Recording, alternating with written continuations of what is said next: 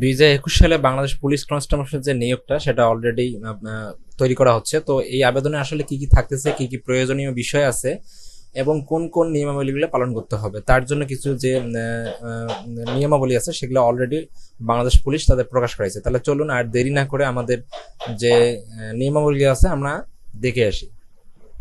জাতির পিতা বঙ্গবন্ধু শেখ মুজিবুর রহমানের স্বপ্নের সোনার বাংলার জন্য কাঙ্ক্ষিত জনগণের পুলিশ বিনির্মাণের লক্ষ্যে মাননীয় প্রধানমন্ত্রী শেখ হাসিনার নেতৃত্বে 2025 সালের মধ্যে মধ্যমায়ের দেশ এবং ভিশন 2041 পূরণের মাধ্যমে 2041 সালে উন্নত বাংলাদেশের উপযোগী করে বাংলাদেশ পুলিশকে গড়ে তোলার প্রত্যয়ে স্বরাষ্ট্র মন্ত্রণালয়ের তত্ত্বাবধানে কনস্টেবল পদের বিদ্যমান নিয়োগের নিয়ম নীতির আধুনিকায়ন করে একটি সুসংহত পদ্ধতি প্রস্তুত করেছে বাংলাদেশ পুলিশ।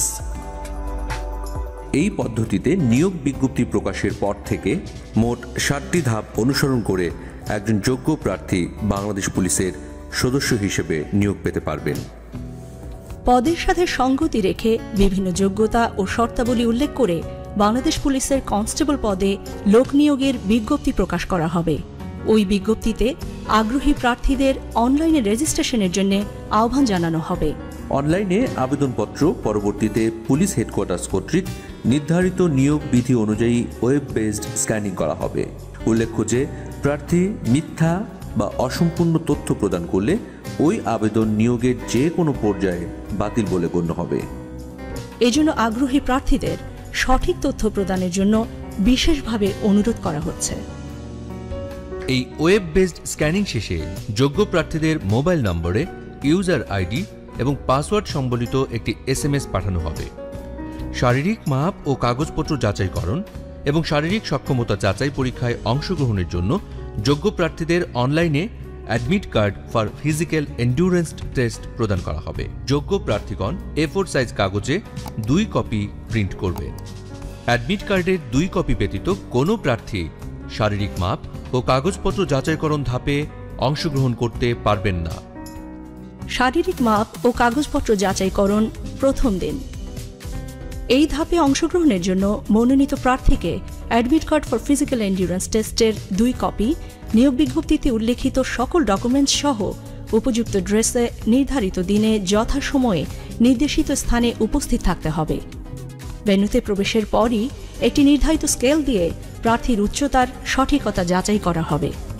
এক্ষেত্রে যোগ্য প্রার্থীদের লাইন করে মূল ভেন্যুতে নিয়ে যাওয়া হবে।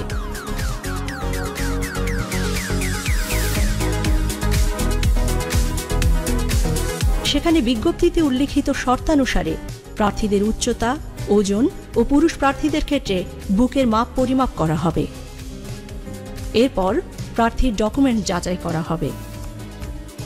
শারীরিক মাপ ও ডকুমেন্টস যাচাইয়ের সঠিকতা পাওয়া প্রার্থীদেরকে যোগ্য হিসেবে ঘোষণা করে তাদেরকে শারীরিক সক্ষমতা যাচাই বা ফিজিক্যাল এন্ডিউরেন্স টেস্টে অংশগ্রহণের জন্য admit card for physical endurance টেস্টের 1 কপি প্রদান করা হবে। ফিজিক্যাল এন্ডিউরেন্স টেস্টের সময়সূচি প্রার্থীদেরকে জানিয়ে দেওয়া হবে। শারীরিক সক্ষমতা যাচাই পরীক্ষা দ্বিতীয় দিন। শারীরিক সক্ষমতা যাচাই পরীক্ষার জন্য আগত প্রার্থীদের admit card for physical endurance test ও রেজিস্টারে সংরক্ষিত তথ্যাবলী পুনরায় চেক করে ভেন্যুতে প্রবেশ করানো হবে। এক্ষেত্রেও যথাযথ অ্যাডমিট কার্ড ছাড়া কোনো প্রার্থী মাঠে পরীক্ষায় অংশগ্রহণ করতে পারবেন না। আগত প্রার্থীদেরকে ব্রিফিংয়ে অংশগ্রহণ করতে হবে। সেখানে শারীরিক সক্ষমতা যাচাই পরীক্ষার ও মাঠের নিয়ম নীতির বিষয়ে ব্রিফিং করা হবে। শারীরিক সক্ষমতা যাচাই পরীক্ষার ইভেন্ট শুরুর পূর্বে প্রত্যেক প্রার্থী ইভেন্টে অংশগ্রহণের জন্য শারীরিক ও মানসিকভাবে সুস্থ আছেন মর্মে উল্লেখ করে ইন্ডেমনিটির ঘোষণাপত্র নিয়োগ কমিটির নিকট দাখিল করতে হবে। প্রার্থী ইভেন্টে অংশগ্রহণের পূর্বেই এই ঘোষণাপত্র প্রদান করা বাধ্যতামূলক। শারীরিক সক্ষমতা যাচাই পরীক্ষা মোট 7টি ইভেন্টের মাধ্যমে অনুষ্ঠিত হবে। একজন প্রার্থীকে শারীরিক সক্ষমতা যাচাই পরীক্ষায় উত্তীর্ণ হতে হলে প্রতিটি ইভেন্টেই তাকে কৃতকার্য হতে হবে। যে কোনো ইভেন্টে অকৃতকার্য হলে প্রার্থীর প্রার্থিতা বাতিল করা হবে। প্রথম ইভেন্ট দৌড়। এই ইভেন্টে পুরুষ প্রার্থীদের 200 মিটার দূরত্ব 28 সেকেন্ডে এবং নারী প্রার্থীদের 200 মিটার দূরত্ব 34 সেকেন্ডে অতিক্রম করতে হবে। দৌড় শুরুর পূর্বে প্রার্থীদেরকে দৌড়ের নিয়মকানুন বিষয়ে ব্রিফিং করা হবে। দৌড়ের ক্ষেত্রে প্রার্থীকে চুনের দাগ বা চেক পয়েন্টের পেছনে সিটিং পজিশন নিতে হবে। কোনো প্রার্থী যদি চুনের দাগ স্পর্শ করেন কিংবা হুইসল ব্যতীত দৌড় আরম্ভ করলে সরাসরি ডিসকোয়ালিফাইড হবেন। এই ইভেন্টে উত্তীর্ণ প্রার্থীরাই পরবর্তী ইভেন্টে অংশগ্রহণ করার সুযোগ পাবেন। দ্বিতীয় ইভেন্ট পুশ আপ। এই ইভেন্টে পুরুষ প্রার্থীদের 35 সেকেন্ডে 15টি পুশ আপ ও নারী প্রার্থীদের 30 সেকেন্ডে 10টি পুশ আপ দিতে হবে। ইভেন্ট শুরুর আগেই প্রার্থীদেরকে পুশ আপ ইভেন্টের নিয়মকানুনের বিষয়ে ব্রিফিং করা হবে। পুশ আপে বডি, হেড, ব্যাক পার্ট এবং হিপ একই লেভেলে অর্থাৎ স্ট্রেট থাকতে হবে। হিপ ডাউন থাকবে, হাঁটু সোজা থাকবে এবং কোনো অবস্থাতেই মাটিতে স্পর্শ করবে না। আপ অবস্থায় এলবো স্ট্রেট এবং ডাউন অবস্থায় এলবো বেন্ড থাকবে। আপ থেকে ডাউনে গিয়ে আবার আপে আসলে একটি পুশ আপ কাউন্ট করা হবে। বাঁশি দিলে প্রত্যেক প্রার্থীকে পুশ আপ শুরু করতে হবে। কোনো প্রার্থী উল্লিখিত নিয়মের ব্যত্যয় করলে ডিসকোয়ালিফাইড হবেন। এছাড়াও এরপর নির্ধারিত সময়ের মধ্যে পুশ আপ সম্পন্ন করতে না পারলে প্রার্থী ডিসকোয়ালিফাইড হবেন। এই ইভেন্টে কৃতকার্য হওয়া প্রার্থীগণ পরবর্তী ইভেন্টের জন্য মনোনীত হবেন।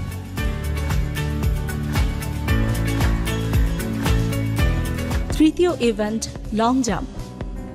এই ইভেন্টে পুরুষ প্রার্থীদের কমপক্ষে 10 ফিট এবং নারী প্রার্থীদের কমপক্ষে 6 ফিট দূরত্ব জাম্প করে যেতে হবে। এই ইভেন্টের শুরুতেও প্রার্থীদের নিয়মকানুনের বিষয়ে ব্রিফিং করা হবে। প্রার্থীদেরকে অবশ্যই চুনের দাগের পেছন থেকে জাম্প করতে হবে। জাম্প করার সময় চুনের দাগ স্পর্শ করলে কিংবা অতিক্রম করলে প্রার্থী ডিসকোয়ালিফাইড হবেন। নারী প্রার্থীদের ক্ষেত্রে 6 ফিট এবং পুরুষ প্রার্থীদের ক্ষেত্রে 10 ফিট দূরত্বে মার্কিং ফিতা দেওয়া হবে। নির্দেশনা মেনে প্রার্থীদেরকে জাম্প করতে হবে। প্রার্থীকে অবশ্যই জাম্প করে ওই মার্কিং ফিতা অতিক্রম করতে হবে।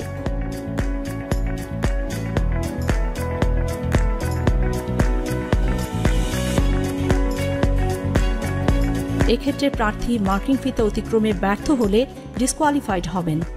উল্লেখ্য যে প্রত্যেক প্রার্থী এই ধাপে উত্তীর্ণ হতে সর্বোচ্চ 3 বার করে জাম্প করার সুযোগ পাবেন। চতুর্থ ইভেন্ট হাই জাম্প। এই ইভেন্টে পুরুষ প্রার্থীদের জাম্প করে 3.5 ফিট ও নারী প্রার্থীদের 2.5 ফিট উচ্চতা অতিক্রম করতে হবে। ইভেন্ট শুরুর পূর্বেই প্রার্থীদেরকে ইভেন্টের নিয়মকানুনের বিষয়ে জানিয়ে দেওয়া হবে। ইভেন্ট পরিচালক বাঁশি দিলে প্রত্যেক প্রার্থী দৌড়ে এসে জাম্প করে নির্ধারিত উচ্চতা অতিক্রম করবে।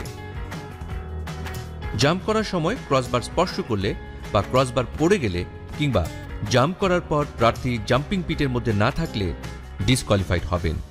উল্লেখ্য যে প্রত্যেক প্রার্থী এই ধাপে উত্তীর্ণ হতে সর্বোচ্চ 3 বার করে জাম্প করার সুযোগ পাবেন। এই ধাপে উত্তীর্ণ প্রার্থীরাই কেবলমাত্র পরবর্তী দিনের শারীরিক সক্ষমতা যাচাই পরীক্ষায় অংশগ্রহণ করতে পারবেন।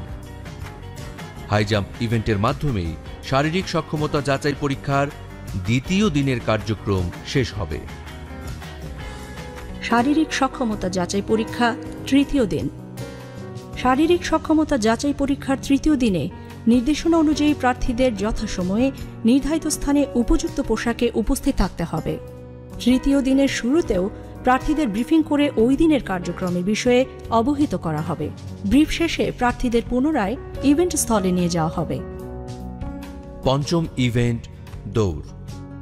এক্ষেত্রে পুরুষ প্রার্থীদের 1600 মিটার দূরত্ব 6 মিনিট 30 সেকেন্ড এবং নারী প্রার্থীদের 1000 মিটার দূরত্ব 6 মিনিটে অতিক্রম করতে হবে। দৌড় শুরুর পূর্বে প্রার্থীদেরকে দৌড়ের নিয়মকানুন বিষয়ে ব্রিফিং করা হবে। দৌড়ের ক্ষেত্রে প্রার্থীকে চুনের দাগ বা টেক পয়েন্টের পেছনে সিটিং পজিশন নিতে হবে। এক্ষেত্রে একই রিদমে দৌড়ে অংশগ্রহণ এবং অনুশীলনের প্রয়োজনীয়তা রয়েছে। এই ইভেন্টে উত্তীর্ণ প্রার্থীরাই পরবর্তী ইভেন্টে অংশগ্রহণ করার সুযোগ পাবেন। ষষ্ঠ ইভেন্ট ড্র্যাগিং। এই ইভেন্টে পুরুষ প্রার্থীদের 150 পাউন্ড ওজনের টায়ারকে টেনে 30 ফুট দূরত্ব এবং নারী প্রার্থীদের 110 পাউন্ড ওজনের একটি টায়ারকে টেনে 20 ফুট দূরত্ব পর্যন্ত নিতে হবে।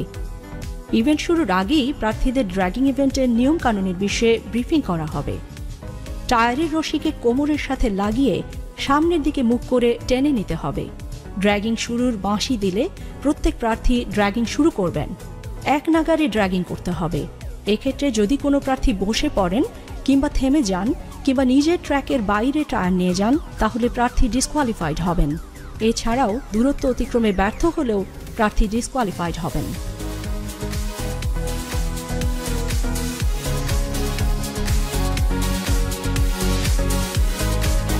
সপ্তম ইভেন্ট, রোপ ক্লাইম্বিং।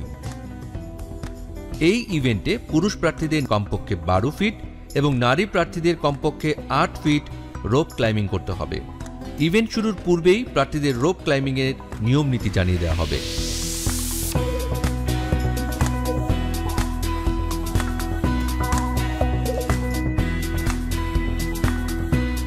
বাঁশি দিলে প্রার্থীরা রোপ ক্লাইম্বিং শুরু করবেন।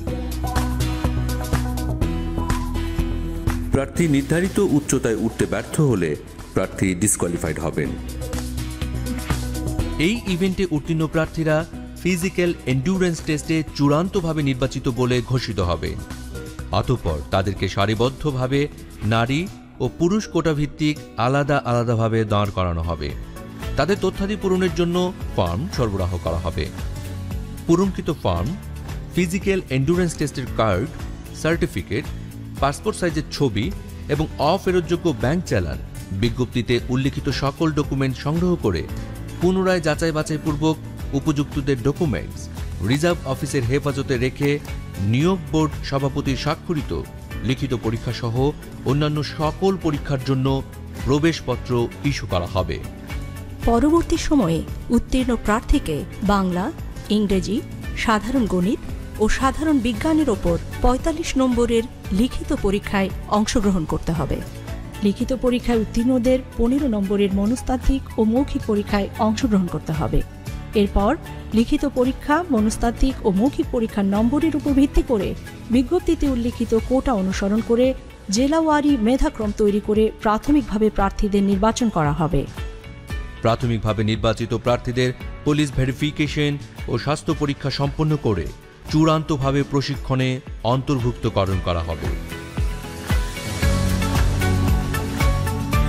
এভাবেই একজন উপযুক্ত প্রার্থী বাংলাদেশ পুলিশে কনস্টেবল পদে নিয়োগ পাবে। নতুন নিয়মে শুরু হতে যাওয়া নিয়োগ প্রক্রিয়ায় উত্তীর্ণ হতে সঠিক নিয়মে প্রস্তুতি গ্রহণের কোনো বিকল্প নেই। তাই আগ্রহী প্রার্থীদের সঠিক নিয়মে শারীরিক সক্ষমতা যাচাই পরীক্ষার প্রস্তুতি নেওয়ার জন্য বিশেষভাবে অনুরোধ জানানো হচ্ছে। আপনি কি সৎ? আপনি কি সাহসী? আপনি কি দেশের জন্য যে কোনো চ্যালেঞ্জ গ্রহণে সক্ষম?